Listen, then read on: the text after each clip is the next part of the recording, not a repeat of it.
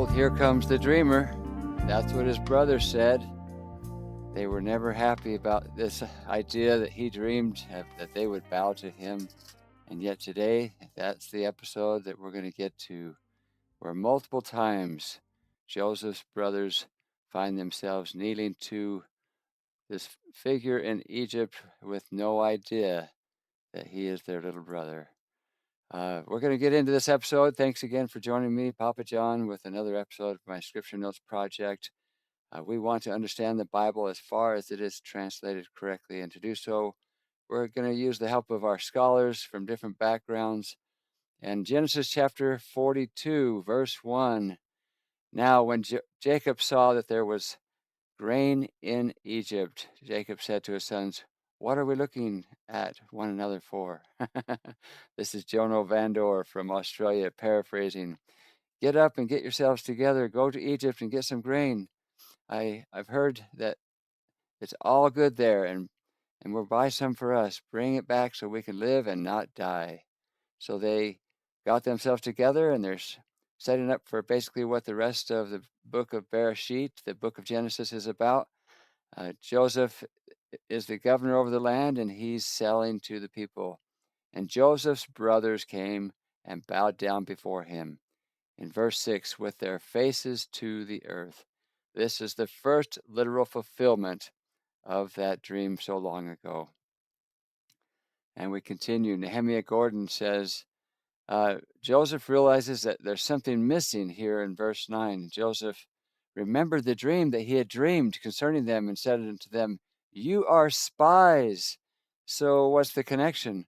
Why is he saying you're spies? He's trying to draw the 12th brother in because he knows in the dream there were 11 people bowing down to him, not just 10. So if he can't get the 12th brother and his father to come, then the dream isn't going to be fulfilled if you take it literally. Additionally, one of the interesting things is that in the dream he sees 11 stars bowing down to him, and the sun and the moon. And his father hears this and he says, "What? Are me and your mother going to come down and bow to you?" Which is interesting, very interesting, because his mother has already passed away. So why did his father even say that?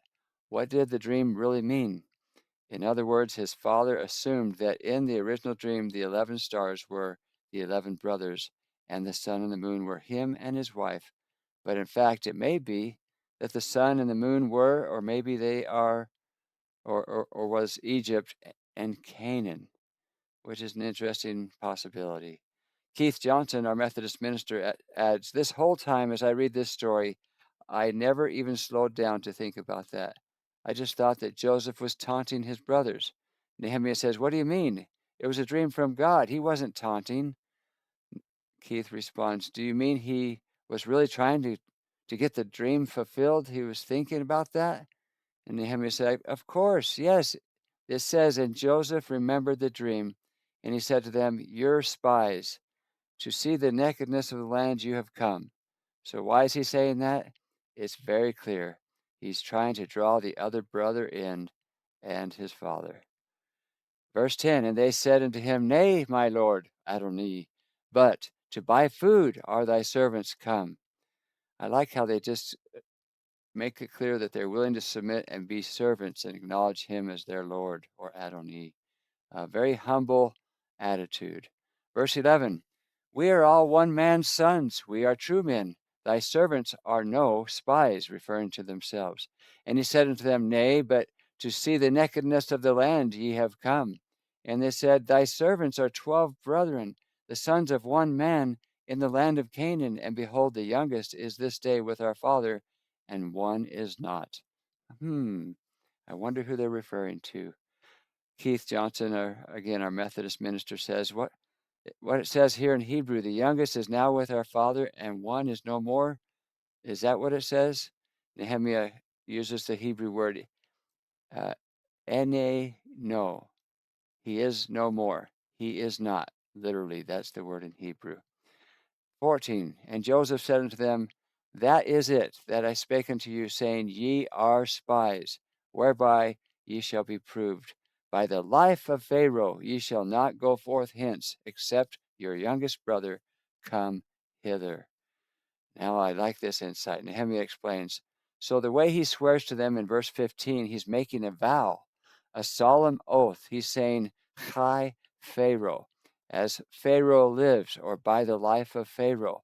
That's really interesting because we see Israelites later on swearing, Chai Jehovah, as Jehovah lives. But here we see the significance of that an Egyptian who says that Pharaoh is a god will swear in the name of Pharaoh, and a Hebrew is commanded in Deuteronomy in two separate places where it says, in his name you will swear. The way they swore was to say, as Jehovah lives, or by the life of Jehovah. What you're basically saying in that is, if what I'm saying is not true, I'm denying the life of Jehovah, which obviously is not something you want to say. The same thing here with Pharaoh being a god, a lowercase g god. He's saying, as Pharaoh lives, if I'm lying, then I'm denying the life of Pharaoh, which, of course, in the context is treason and blasphemy. This, of course, is part of the ruse. He wants them to think he's a genuine Egyptian, so he swears in the name of Pharaoh.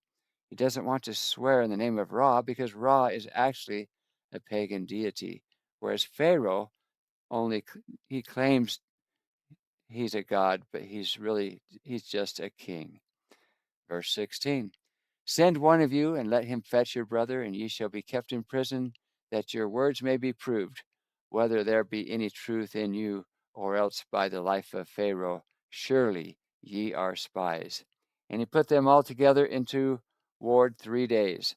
And Joseph said unto them the third day, This do and live, for I fear Elohim. Verse 19. If ye be true men, let one of your brethren be bound in the house of your prison. Then go ye, carry corn for the famine of your houses. But bring your youngest brother unto me, so shall your words be verified, and ye shall not die. And they did so. And they said one to another, We are verily guilty concerning our brother, in that we saw the anguish of his soul when he besought us, and he would not hear. Therefore, or we would not hear. Therefore, is this distress come upon us. And Reuben answered them, saying, Spake I not unto you, saying, Do not sin against the child? And ye would not hear. Therefore, behold, also his blood is required. And they knew not that Joseph understood them, for he spake unto them by an interpreter. Again, Nehemiah explains. I love verses 21 and 22 because he's listening in on their discussion. And it says in verse 23, and they didn't know that he could hear them, meaning that he could understand them, because there was an interpreter between them. Joseph was sitting there on the throne speaking in Egyptian, and they're speaking to each other in Hebrew. They didn't realize Joseph understands their Hebrew words. That's really significant because he takes one of the brothers, throws him in prison, saying, You're only going to get this brother back when you bring your youngest brother Benjamin to bow down before me. Which brother does he take? Well, he just overheard in the deliberation that Reuben tried to save his life. That's a good insight. I'm sure he never realized that. That Reuben was really never complicit in having him sold into slavery. So he's not going to take Reuben as the firstborn. And next in line is Simeon. He's the second brother. He's the lucky one that gets to stay there in the Egyptian prison. Verse 24, and he turned himself about from them and wept, and returned to them again and communed with them, and took from them Simeon and bound him before their eyes. Jono from Australia. There's a Torah pearl, because here they're saying, we are truly guilty concerning our brother, for we saw. And now there's obviously a bit of, man, we're getting it now. We deserve this because we knew it was going to happen. We did something wrong, and now we're paying for it. We are truly guilty concerning our brother. We saw the anguish of his soul. This is the first time we're reading about this, but it's nice to know. And he continues, for we saw the anguish of his soul when he pleaded with us, and we would not hear. Therefore, this distress has come upon us. And Reuben said, Man, I told you so. boy, you wouldn't listen to me. So it's nice to know they didn't just sell him without any remorse as a slave to the Ishmaelites. And then we know the rest of the story up to this point. Let's continue. The story gets a little more complicated. Verse 25. Then Joseph commanded to fill their sacks with corn and to restore every man's money into his sack and to give them provision for the way. And thus did he unto them. And they laden their asses with the corn and departed thence. And as one of them opened his sack to give his ass provider in the inn, he espied his money, for behold, it was in his sack's mouth. And there's a art depicting their surprise that the money they had spent for the corn, which we understand just means grain, but for the English King James translators, corn seemed to be the dominant grain, and so in their minds, that's the word they chose. All right, verse 28. And he said unto his brethren, my money is restored, and lo, it is even in my sack. And their heart failed them, and they were afraid, saying one to another, what is that? What is this that Elohim hath done unto us? And they came unto Jacob their father into the land of Canaan, and told him all that befell unto them, saying, the man who is Elohim of the land spake roughly to us, and he took us for spies of the country. And we said unto him, we are true men, we are no spies. We be 12 brethren, sons of our father. One is not, and the youngest is this day with our father in the land of Canaan. And the man, the Lord, the lowercase Elohim of the country, said unto us, whereby shall I know that ye are true men? Leave one of your brethren here with me, and take food for the famine of your household, and be gone.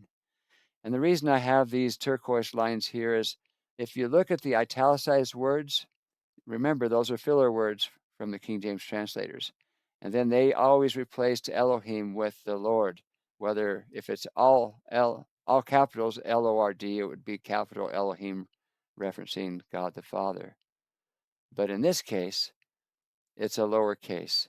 And if we just read it, it's almost convoluted by the translators' attempts, the King James translators' attempts of manipulating the title Elohim.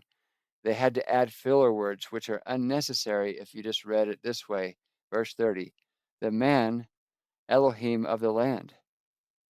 There's no confusion, but you can see how they created a little convoluted situation every time they replace the divine title, in this case, lowercase e. Okay, verse 34, and bring your youngest brother unto me, then shall I know that ye are no spies, but that ye are true men. So I will deliver you your brother, and ye shall traffic in the land. And it came to pass, as they emptied their sacks, that behold, every man's bundle of money was in his sack. And when both they and their father saw the bundles of money, they were afraid. And Jacob their father said unto them, me have ye bereaved of my children. Joseph is not, and Simeon is not, and ye will take Benjamin away. All these things are against me. And Reuben spake unto his father, saying, slay my two sons, if I bring him not to thee. Deliver him into my hand, and I will bring him to thee again. Reuben's heart, he being the firstborn, his heart is softening, I believe, compared to some of his previous behavior in previous chapters that was abominable to, as far as, I believe he had an affair with one of the housemaids, and his father, rebuked him for that. But he's softening and he's even willing to offer his two sons to appease his father about how I can do this. And his father's kind of, well, he doesn't want to lose another boy. Verse 38, and this is the end of chapter 42. And he said, my son shall not go down with you, for his brother is dead, and he is left alone. If mischief befall him by the way in the which ye go, then shall ye bring down my gray hairs with sorrow to the grave. And now verse 1 of chapter 43. And the famine was sore in the land. And it came to pass, when they had eaten up the corn which they had brought out of Egypt, their father said unto them, Go again, buy us a little food. And Judah spake unto him, and we're seeing Judah's heart soften as well, saying, The man did solemnly protest unto us, saying, Ye shall not see my face, except your brother be with you. If thou wilt send our brother with us, we will go down and buy thee food. But if thou wilt not send him, we will not go down. For the man said unto us, Ye shall not see my face, except your brother be with you. A lot of repetition in these verses. Verse 6, and Israel, hey, they've been calling him Jacob. It's nice to see his new name, but it bounces back and forth in the context here. And Israel said, Wherefore dealt ye so ill with me, as to tell the man whether ye had yet a brother? And so then they explain how that happened. And they said, The man asked us straightly of our state and of our kindred, saying, Is your father yet alive? Have ye another brother? And we told him according to the tenor of these words. Could we certainly know that he would say, Bring your brother down? And Judah said unto Israel, his father, Send the lad with me, and we will arise and go, that we may live and not die, both we and thou, and also our little ones. And I will be surety for him. Of my hand shalt thou require him. If I bring him not unto thee, and set him before thee, then let me bear the blame forever. For except we had lingered, surely now we had returned this second time. He's saying we could have already returned and been back by now. They've waited so long. Verse 11, and their father Israel said unto them, If it must be so now, do this. Take of the best fruits in the land in your vessels, and carry down the man a present, a little balm, a little honey, spices and myrrh, nuts and almonds. And take double money in your hand, and the money that was brought again in the mouth of your sacks, carry it again in your hand. Peradventure, it was an oversight, providing perhaps it was. If you just trying to help you understand that odd peradventure word, providing it was an oversight, is kind of what he's saying. Verse 13, take also your brother, and arise, go again unto the man. And Elohim El Shaddai, God Almighty, is what he's saying, give you mercy before the man, that he may send away your other brother and Benjamin. If I be bereaved of my children, I am bereaved. And the men took their presents, and they took double money in their hand, and Benjamin, and rose up and went down to Egypt, and stood before Joseph. And when Joseph saw Benjamin with them, he said to the ruler of his house, Bring these men home, and slay and make ready. Wait a minute. Don't assume where my mind goes. And slay and make ready. He's talking about prepare dinner. Kill the fatted calf, so to speak. Make ready, for these men shall dine with me at noon. And the man did as Joseph bade, and the man brought the men unto Joseph's house. And the men were afraid, because they were brought into Joseph's house. And they said, Because of the money that was returned in our sacks at the first time, are we brought in, that he may seek occasion against us, and fall upon us, and take us for bondmen and our asses. And they came near to the steward of Joseph's house, and they communed with him at the door of the house, and said, O sir, we came indeed down at the first time to buy food. And it came to pass, when we came to the inn, that we opened our sacks, and behold, every man's money was in the mouth of his sack, our money in full weight, and we have brought it again in our hand. And other money have we brought down in our hands to buy food. We cannot tell who put our money in our sacks. And then he said, Peace be to you. Shalom Alechem.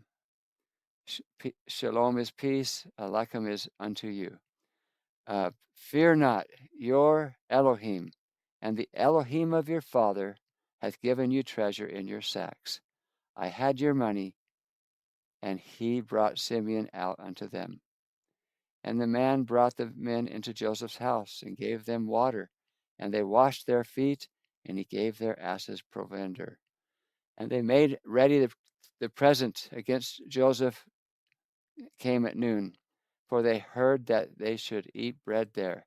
And when Joseph came home, they brought him the present which was in their hand into the house, and to bowed to him to the earth. So again his dream was fulfilled as they bowed to him. And he asked them of their welfare, and said, Is your father well? The old man of whom ye spake, is he yet alive? And they answered, Thy servant, our father, is in good health. He is yet alive. And they bowed down their heads and made obeisance. Now Jonah says, here again they bowed their heads down and prostrated themselves. And here are all the brothers, at least. Now the sun and the moon aren't there yet, but all the brothers are bowed down to him once again. In verse 29, and he lifted his eyes and saw his brother Benjamin, his mother's son, and said, Is this your youngest brother of whom you spoke to me? And he said, God be gracious to you, my son. Now his heart yearned for his brother. So Joseph made haste and sought somewhere to weep, and he went into his chamber and wept again. Boy, his heart. Oh my goodness. Verse 31, and he washed his face and went out and refrained himself and said, Set on bread. And they set on for him by himself, and for them by themselves, and for the Egyptians which did eat with him by themselves, because the Egyptians might not eat bread with the Hebrews, for that is an abomination unto the Egyptians. Now, in my Christian worldview, I have no idea. I hope Nehemiah can help us understand what that's all about. Nehemiah says, verse 32, so he's sitting them by themselves, and then the Egyptians are eating by themselves. Why? It says, because the Egyptians could not eat with the Hebrews' bread, because it's an abomination to Egypt. Now, why is it an abomination? We find this in two places later on in Genesis and also in Exodus. It explains that the Egyptians worship sheep. They worship the lambs. And the Israelites, who are shepherds, and they eat lambs, and therefore an abomination because they're lamb eaters. They're eating the Egyptian lowercase g gods. Therefore, the Egyptians won't eat at the same table as these shepherd slash lamb eaters. This actually becomes a central issue in the Egyptian history that archaeologists have uncovered in Egyptian writings. They talk about this group of shepherd kings who were a group from the land of Canaan who came in and ruled Egypt, and the Egyptians never accepted this rule. They always considered this to be an abominable because these rulers, these shepherd kings, were eating their gods, lowercase gods. The lambs, eating their gods, the lambs. So historians say that that was Joseph and some of his brothers. They were those shepherd kings that they find written about in the Egyptian, uh, I guess, stone carvings and such. Verse 33, and they sat before him, the firstborn according to his birthright, and the youngest according to his youth, and the men marveled one at another. And he took and set messes unto them from before him. But Benjamin's mess was 5 times so much as any of theirs, and they drank and were merry with him. And now, verse 1 of chapter 44 of Genesis. This story moves quite quickly, but yet there's a lot of repetition. I might skip it at times. And he commanded the steward of his house, saying, Fill the men's sacks with food as much as they can carry, and put every man's money in his sack's mouth, and put my cup, the silver cup, in the sack's mouth of the youngest, and his corn money. And he did according to the word that Joseph had spoken.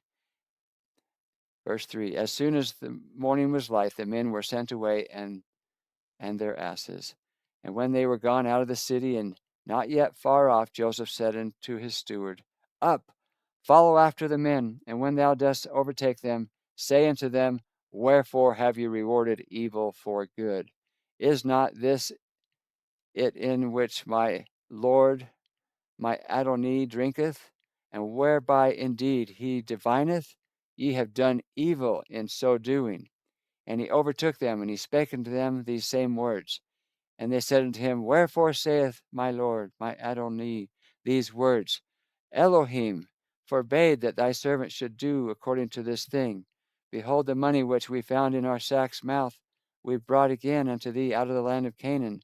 But then should we steal out of thy Lord's, thy Adonai's house, silver or gold? With whomsoever thy servants it be found, both let him die, and we also will be my Adonai's, my Lord's bondman.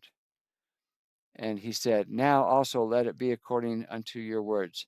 He with whom it is found shall be my servant, and ye shall be blameless.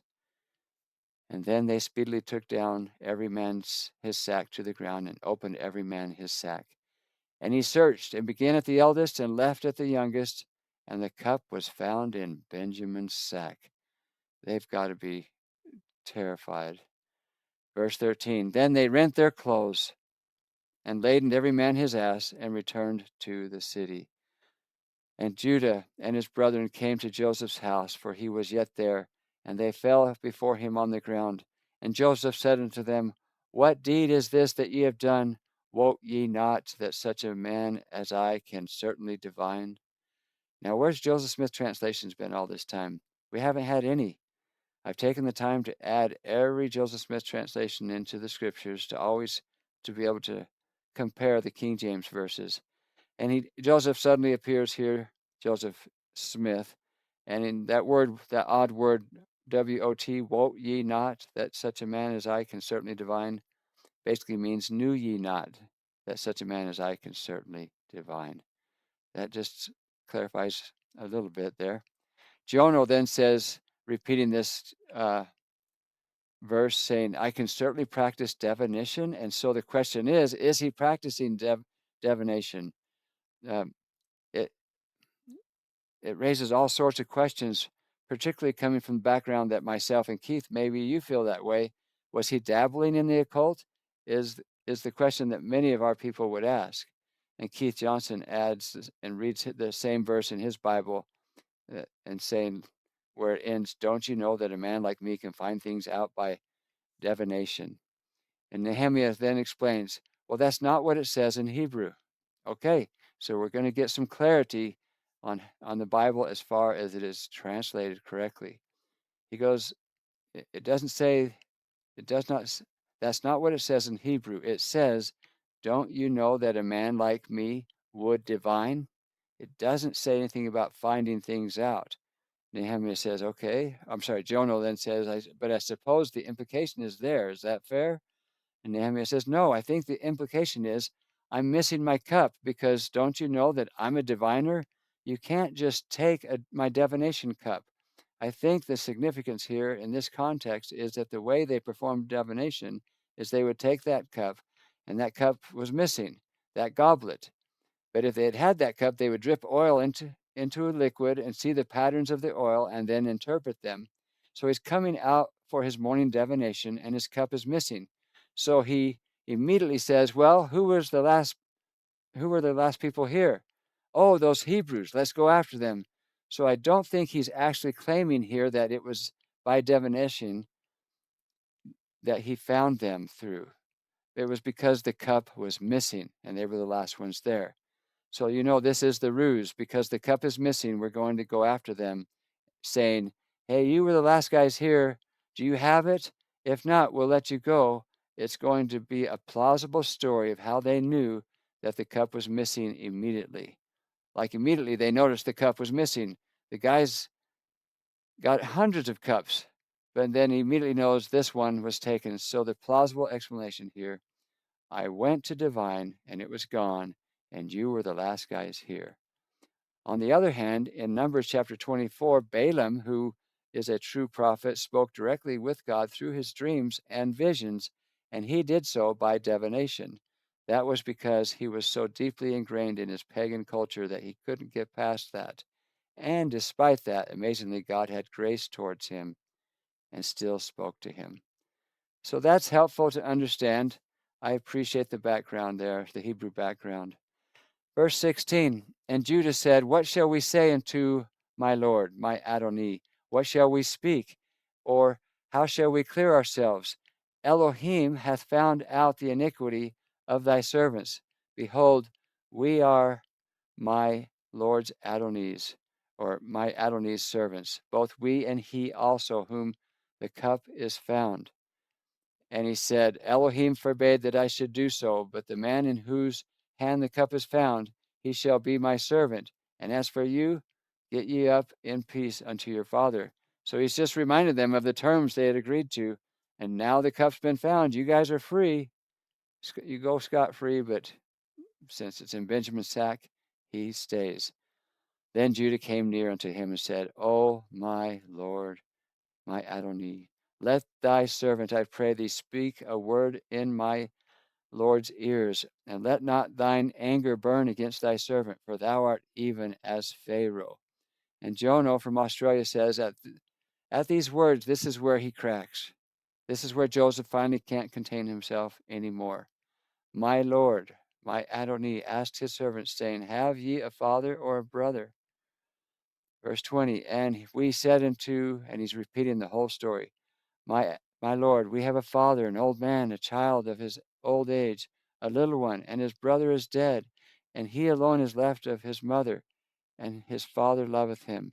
And thou said unto thy servants, Bring him down unto me, that I may set mine eyes upon him. So he's repeating everything that has happened before. And as he continues, I'm just going to skip down here, verse 26. And we said, We cannot go down. If our youngest brother be with us, then will we go down. For we may not see the man's face, except our younger brother be with us. And thy servant, my father, said unto us, Ye know that my wife bare me 2 sons, and the one went out from me. And I said, Surely he is torn in pieces, and I saw him not since. These brothers have been keeping this secret from their father for many years. It's amazing how damaging secrets can be. I found in my life, I just don't want to, I always want to err on the side of truth and do my best to be accurate with what I say. Anyway, back to verse 29. And if you take this also from me, and mischief befall him, ye shall bring down my gray hairs with sorrow to the grave.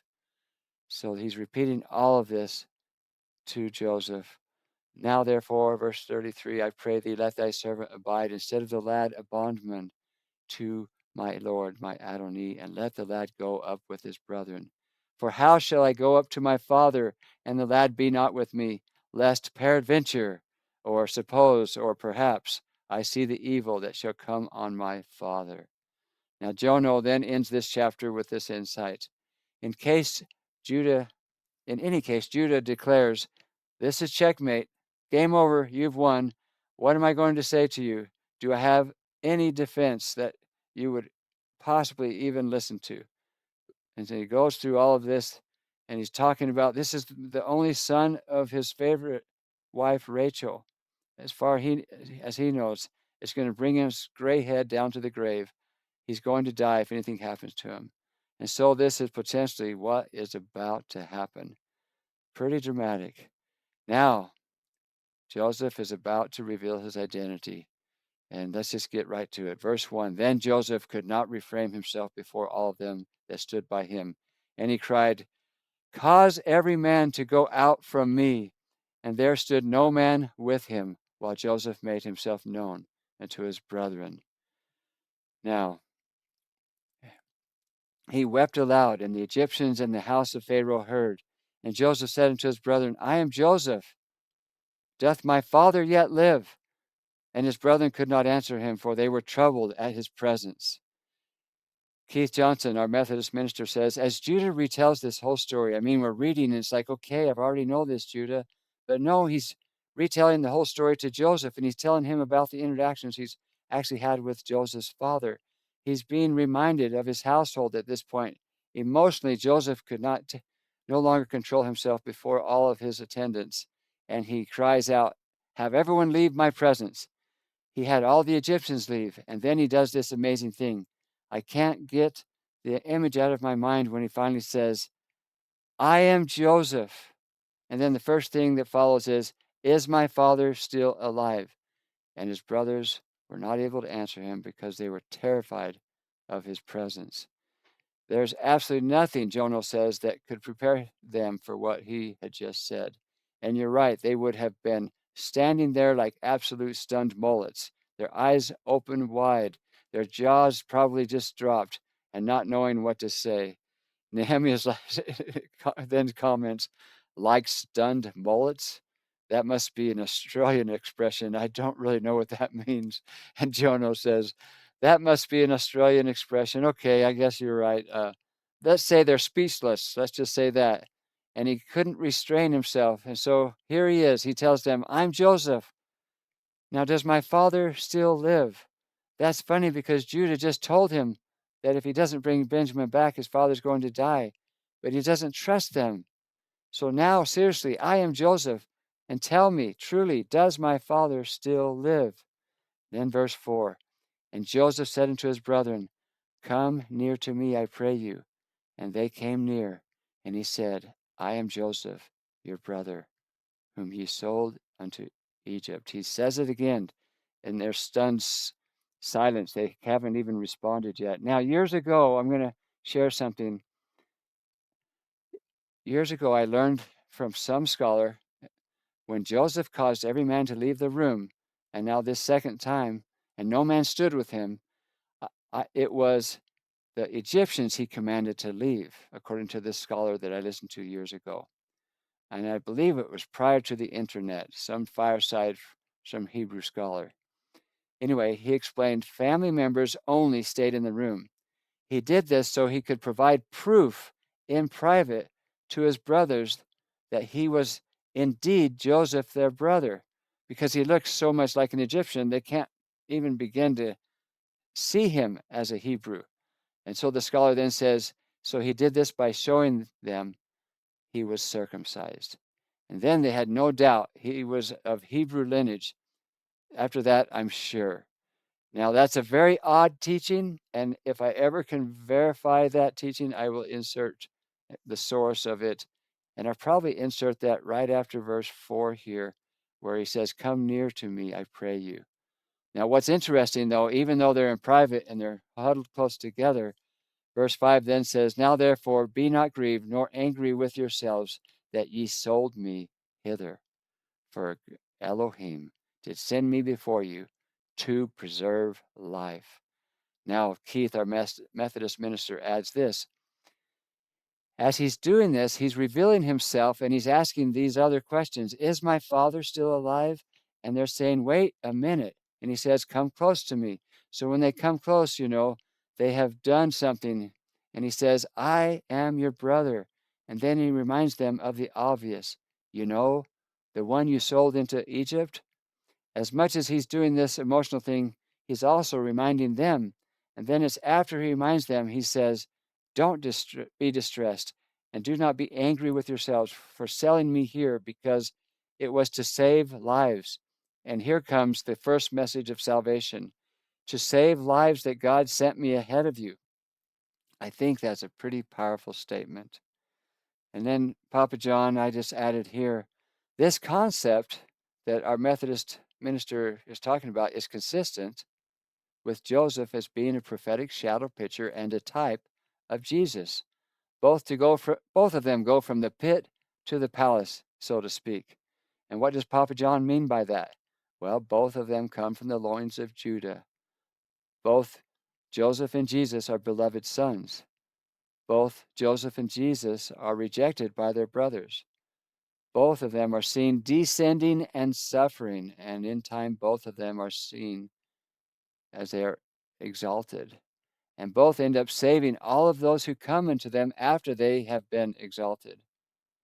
And as Nehemiah points out regarding the Kissinger syndrome, and that was back in Genesis chapter 41, when he talked about how Henry Kissinger was the Secretary of State right behind the President of the United States at the time, Richard Nixon. And he taught about how you can't rise any higher than second as long as the Jews are in exile. So even that, both Joseph and Jesus rise no higher than second in command. I think that's interesting and insightful. It's very powerful in the context of the Father and the Son.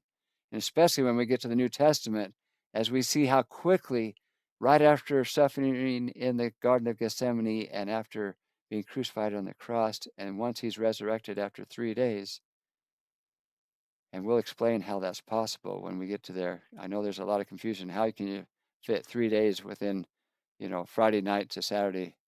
But there's a beautiful way to make sense of it all, but I digress. The point here I'm trying to make is he's so quick, even after all that suffering, to give all glory to the Father. He's very comfortable in second in command. So this is a beautiful prophetic shadow picture of good things to come. And to me, it's beyond remarkable. So my question is, are we paying attention? I hope so. And honestly, don't we really love and serve a great God?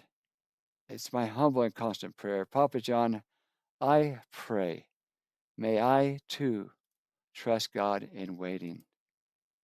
And may I also learn to forgive deeply. And may I also serve faithfully. And in all honesty, ever since I've surrendered to He who is mighty to save, I don't find it so difficult. I delight in Him and I delight in His ways.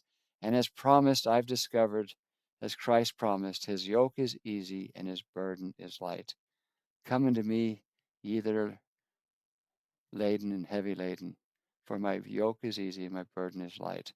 And that definitely is the case in my experience. Now, verse 6, for these 2 years hath the famine been in the land, and yet there are 5 years in which there shall neither be earing nor harvest.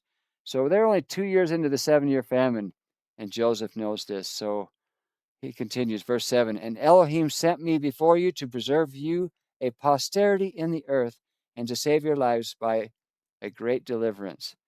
Now, Jono from Australia then says, this is something that God is doing, and this is what Joseph knew. He knew this was going to happen, and this is what he's saying to his brothers. God sent me before you to preserve life, and that's in verse 5. But then in verse 7, it's interesting. He adds and says, God has sent me before you to preserve a posterity. Posterity? And he's asking Nehemiah for insights. Well, it means descendants. And the word here is chariot, or I can't pronounce it. It's meaning a remnant. That means not everybody's going to be saved, just the remnant is going to be saved. And that's consistent with the restored gospel. Interesting. We'll continue. Verse 8, and now it was not you that sent me hither, but Elohim, and he hath made me a father to Pharaoh, and a lord, a lowercase Adoni of his house, and a ruler throughout all the land of Egypt. Nehemiah explains this concept of father to Pharaoh. It's not always meant literally.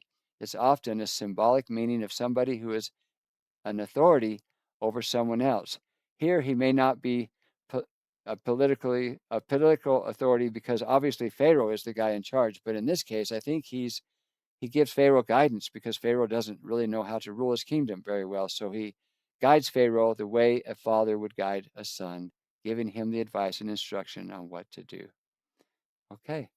In verse 9, haste ye. So Joseph now says, haste ye and go up to my father and say unto him, thus saith thy son Joseph, Elohim hath made me Lord, an Adoni of all Egypt. Come down unto me, tarry not. And thou shalt dwell in the land of Goshen, and thou shalt be near unto me, thou and thy children, and thy children's children, and thy flocks, and thy herds, and all that thou hast. Because we got 5 more years, he's saying. Come on down to where the food's at. Nehemiah Gordon adds this insight. Goshen is usually understood to be the eastern Nile Delta. It's just an area of Egypt, a very lush area of Egypt. The significance of this, if they would have intermixed with the rest of the Egyptians would kill them. The reason they would kill them is that the Hebrews are shepherds and they eat lamb. It's an abomination to them. Why? Because the Egyptians worship lambs. So they need to be segregated in a separate area of Egypt. And again, I'm so grateful for these Hebrew insights. They They just help me. I feel like I'm getting past the English words to a more clear understanding of how it was originally written. Verse 11, and there will I nourish thee, for yet there are 5 years of famine, lest thou and thy household and all that thou hast come to poverty. And behold, your eyes see, and the eyes of my brother Benjamin, that is, my mouth is speaking unto you, speaketh unto you. And ye shall tell my father all my glory in Egypt, and of all that ye have seen.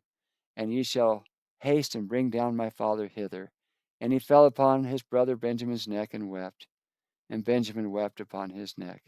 Moreover, he kissed all his brethren and wept upon them. And after that, his brethren talked with him. What an amazing prophecy fulfilled from a dream when he was a young boy, all coming to pass. Verse 16, and the fame thereof was heard in Pharaoh's house, saying, Joseph's brethren are come, and it pleased Pharaoh well and his servants.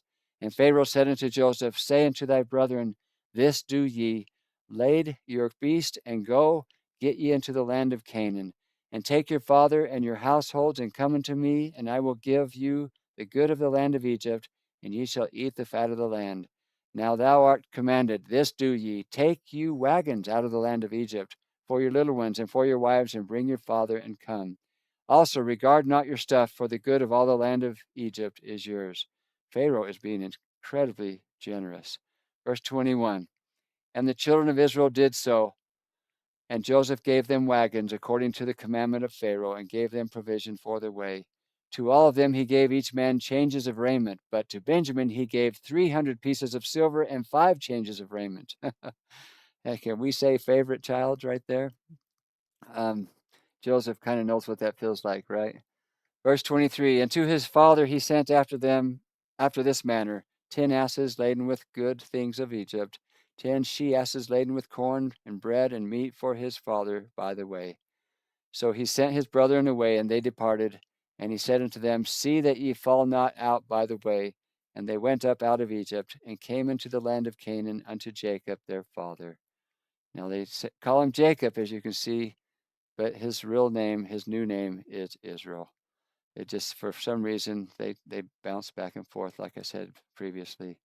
Verse 26, and told him, saying, Joseph is yet alive, and he is governor over all the land of Egypt. And Jacob's heart fainted, for he believed them not. And they told him all the words of Joseph, which he had said unto them. And when he saw the wagons, which Joseph had sent to carry him, the spirit of Jacob their father revived. And Israel, now he's suddenly Israel. And Israel said, it is enough. Joseph, my son, is yet alive. I will go and see him before I die. Now, you'll like this one. This is Nehemiah again with some additional insights. Starting a few verses earlier, Jacob is told that Joseph is still alive. You've got to come down to Egypt. And he doesn't believe it. He does not believe his son is still alive. He thinks this is a trick to try to get him to go down to Egypt. It says then in verse 27, and he saw the carts, or the wagons, which Joseph had set to carry him, and the spirit of Jacob their father came to life. Verse 21 tells us it wasn't even Joseph's idea to send the wagons. It was Pharaoh's idea. Pharaoh sent the wagon because he said, you've got women, children, and old people. They're not coming on donkeys. They need wagons to carry them. If you're going to come, like if it was all just adult men, they could come on donkeys. But if we're going to bring old people, we need wagons. When Jacob saw the wagons, he realized, okay, this is serious because I know my sons didn't buy wagons down in Egypt. This must be true, for Joseph has sent wagons. Or Pharaoh, it turns out, sent the wagons. And I wonder what the wagons looked like. If they were Pharaoh's wagons, it must have been some nice wagon. A chop top, some pipes off the side, some mag wheels. Who knows? All right, we're already to the next chapter, Genesis 46. We're almost done here. And Israel took his journey with all that he had, and came to Beersheba, and offered sacrifice unto Elohim of his father Isaac. And Elohim spake unto Israel in the vision of the night, and said, Jacob, Jacob. And he said, Hanani, meaning here am I. Now Keith says, God spoke to Israel in a vision at night and said, Jacob, Jacob. He's speaking to Israel, but he's calling him Jacob. So what's his name? Is there significance to us, or one name over the other? Is there a connotation here? Nehemiah says both names are his. Here's an example of where they're used interchangeably. They're obviously referring to the same person. That's actually very interesting because when Abram and Sarai were renamed Abraham and Sarah, they were never called by their old names again, which we've noticed, right? Verse 3, and he said, I am Elohim. So he's God speaking to Israel in a vision. The Elohim of thy father. Fear not to go down into Egypt, for I will be there, for I will there make of thee a great nation. I will go down with thee into Egypt, and I will also surely bring thee up again. And Joseph shall put his hand upon thine eyes. And Jacob rose up from Beersheba, and the sons of Israel carried Jacob their father. And what there's look at that. Sons of Israel carried Jacob. It just switches back and forth so often. Their father and their little ones and their wives in the wagons with Pharaoh, which Pharaoh had sent to carry him. And they took their cattle and their goods, which they had gotten in the land of Canaan, and came into Egypt, Jacob and all his seed with him, his sons and his sons' sons with him, his daughters and his sons' daughters, and all his seed brought he with him into Egypt. Keith then says, Keith Johnson, our Methodist, says, the thing that is powerful about this is how we often say the number of how many people went into Egypt and how many came out. But to realize these people had names, they are recorded right here. This is not some vanilla group of people. These are actual individuals who have names, and they're recorded. Just taking the time to actually read through each name can be a powerful experience and reminds us of how real this story is and how great our God is. As an English speaker, if possible, find and ask a Hebrew speaker to read these names to a gathering of believers. Hearing each name correctly pronounced is a beautiful thing. It will move you. It can be a very powerful experience because Scripture is Scripture. Now, Papa John adds, I agree with our Methodist minister, Keith. I am becoming more familiar with Hebrew names such as Hananiah, Michael, and Azariah, otherwise known to us Christians by their Babylonian names as Shadrach, Meshach, and Abednego. Also, I love the Hebrew girl's name, Hadassah, which means myrtle tree or myrtle branch. Most of Christianity know her by her Babylonian name, Esther. And the name Esther is from the Babylonian fertility sex goddess Ishtar, aka Easter. So, based on her name and beauty, King Ahasuerus didn't have a chance, did he? And we'll read about that when we get to the book of Esther. But she was one pretty woman with a very sensual name, is the point. And you don't know that without some Hebrew understanding. So I'm beginning to really appreciate the characters of the Bible with their Hebrew names when we can find them. Some of them are lost to us, but many of them we do know. But out of fear of not showing respect and just being disrespectful to the following names, as we continue, and these are the names of the children of Israel.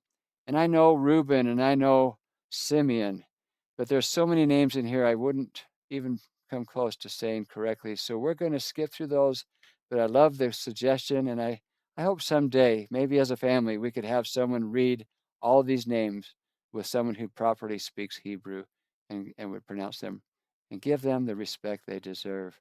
Now, verse 26 6 says, all the souls that came with Jacob into Egypt, which came out of his loins, besides Jacob's sons' wives, all the souls were 66, which in our numbers means 66. Verse 27, and the sons of Joseph, which were born him in Egypt, were 2 souls. All the souls of the house of Jacob, which came into Egypt, were 70. meaning 70 souls in total came down to Egypt.